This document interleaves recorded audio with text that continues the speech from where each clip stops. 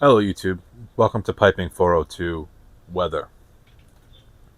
Weather changes the way a pipe behaves. Wind can make a pipe burn too hot, humidity can make tobacco harder to keep lit, cold can affect both the pipe and the smoker. Today we're going to look at how you can adapt your smoking to the conditions instead of fighting them. Wind is probably the biggest outdoor challenge, I would say. It can accelerate the burn, overheat the bowl, carry sparks or ash, make lighting difficult. God, can it make lighting difficult?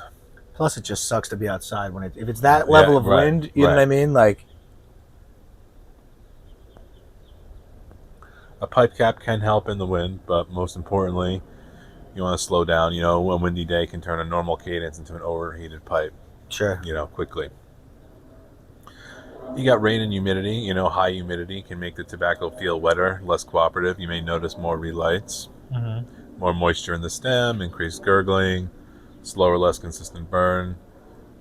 But again, if it's humid enough where you're going to be experiencing these things, you might not really want to be sitting outside. Giving the tobacco a little extra drying time can help with that. Um, yeah.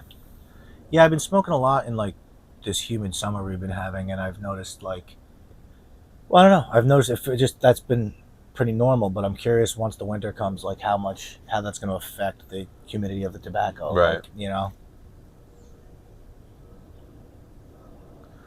Yeah, I mean, hot and cold are other parts of the weather to contend with. Hot weather can make an already warm pipe uncomfortable, so lighter blends, slower smoking may be more enjoyable. Cold weather creates a whole different problem. It's just hard to be outside. hard to be outside. Extreme temperature changes can be hard on a pipe, particularly when moving rapidly between, warm and cold. So, try to let the pipe adjust naturally and avoid unnecessarily thermal shock. Like if you were coming in from smoking a pipe inside and you stepped out into the frigid cold.